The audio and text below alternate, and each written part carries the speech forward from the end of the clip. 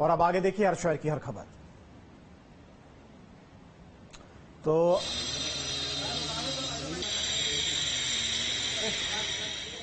हमारे संवाददाता ने कैलाश घाट का जायजा लिया है और लोगों से घटते जलस्तर और सोखती यमुना पर चर्चा की है। देखिए रिपोर्ट। नमस्कार, मैं हूं विनीत दुबे और आज मैं आगरा में मौजूद हूं कैलाश घाट पर। जी हां, हम इस समय कैलाश महादेव मंदिर पर है। एक तस्वीर आप देख लीजिए, मेरे दाहिनी तरफ यहां कैलाश मंदिर है और आप देख सकते हैं कि मंदिर से घाट कितनी दूर है और यमुना मैया भी लगातार दूर हो गई है। हालांकि यहाँ पर पानी जरूर दिखाई दे रहा है, लेकिन इस पानी की खूबसूरती से आप समझ लीजिए कि अगर यमुना में पानी ज्यादा होगा तो किस तरीके से हमारे घाट सुंदर लगेंगे और ताजमहल की खूबसूरती जो है वो और ज्यादा निखर कर आएगी। लेकिन अफसोस की बात यह है कि चुनावी एजेंडे में हमेशा से यमुना मैया को शामिल किया जाता है, लेकिन कोई काम यमुना पे नहीं हो पाता है। हर बार वादे जरूर होते हैं लेकिन दावे फेल हो जाते हैं। तमाम लोग हमारे साथ जुड़े हुए हैं, उन सबसे बातचीत करेंगे और इस चर्चा में आज हम बात करते हैं यमुना मैया की। सबसे पहले महेंद्र जी आपसे शुरुआत करेंगे। हम कैलाश घाट पर इस समय मौजूद हैं। महादेव का मंदिर है और काफी प्रसिद्ध मंदिर है। पहले में और अब में क्या अंतर आया है और लगातार वाटर लेवल घट रहा है, उससे कितना फर्क पड़ा है आपको? हर हर महादेव। कैलाश महादेव मंदिर एक ऐसा ऐतिहासिक मंदिर है जो स्वयं भगवान परशुराम और उनके पिता यमदग्नि ऋषि के हाथों से स्थापित है। हजारों वर्षों से यहाँ पर यमुना मैया जो है मंदिर से टच होकर चलती आ रही थी, लेकिन कुछ वर्षों से यमुना मैया काफी दूर चली गई हैं और हमारा ऐसा प्रयास भी रहता है कि यमुना मैया उसे घाटों का निर्माण कराने के बाद यमुना मैया जो है मंदिर से टच होकर चलें।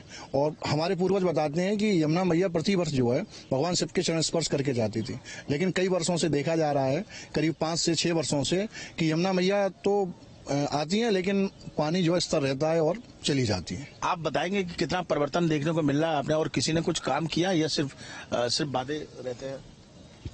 देखिए, कही सुनी बहुत सी बातें जाती हैं, लेकिन जो धरातल पर काम होना चाहिए वो वास्तविकता में नजर नहीं आता कहीं पर भी।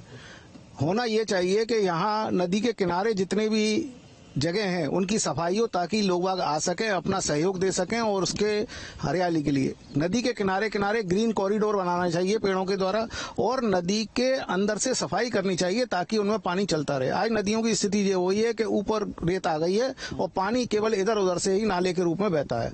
सरकार किस ओर कदम बढ़ा रही है? क्या सरकार को ये सब चीजें नहीं दिखाई देती है? हमेशा वैसे नमामि गंगे की बात तो करते हैं, शुद्ध पानी की भी बातचीत हो रही है। स्वतंत्र भारत के स्वतंत्र होने के बाद भगीरथी प्रयास की आवश्यकता थी, लेकिन तत्कालीन सरकारों ने इस पर ध्यान नहीं दिया और परिणाम स्वरूप हमारे जो नदियां थी वो गंदी होती गई। नाले पूरी तरह से जमुना जी में हो या गंगा जी में हो बहते रहे, और एक समय ऐसा आया जब नदियों में प्रदूषण इस स्तर तक बढ़ गया कि हम उनके जल का आचमन भी नहीं कर सकते थे।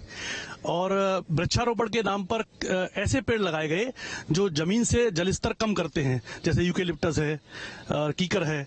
ये ऐसे वृक्ष हैं जो जमीन के जलस्तर को कम करते हैं, सोखते हैं, जबकि अवस्था थी यहाँ बरगद, पीपल और इस तरह के वृक्ष लगाना जिससे जलस्तर जमीन का बढ़ सके। परिणाम ये हुआ कि दिन पर दिन जलस्तर घटता गया और नदियां प्रदूषित होती गईं। सर, मैं क्षमा चाहूंगा, अगर आप मोदी जी के गुणगान करने के लिए बैठेंगे तो काफी समय चला जाएगा, लेकिन मुझे एक बात जरूर याद है कि नितिन गडकरी जी यहाँ पर आए थे, 14 की बात है। उन्होंने ये कहा था कि यहाँ पर पानी के जहाज चलाए जाएंगे इसमें, लेकिन मुझे नहीं लग रहा कि यहाँ नाव भी ठीक से चल सकती है। हाँ, ये बात ठीक है, उन्होंने कहा था, लेकिन ये सारे काम भगीरथी प्रयास की तरह संपन्न हो पाएंगे और इस पर काम चल रहा है। और जल्दी ही आप देखेंगे कि इस कालखंड के अंदर जो 5 वर्ष का कार्यकाल है, इसमें यहाँ दिल्ली से लेकर ताजमहल तक आपको स्टीमर चलता हुआ दिखाई पड़ेगा। ये मैं विश्वास कर सकता हूँ और सरकार इस पर बहुत तेजी से काम कर रही है। अब ये ले लीजिए माइक और बताइए जरा हमको कि किस तरीके से गर्मी का आलम क्या, और जब यमुना में पानी नहीं होगा तो जाहिर सी बात है कि शहरवासियों के कंठ तो सूखेंगे। सर, जल तो जीवन है, बिना जल के कुछ हो नहीं सकता।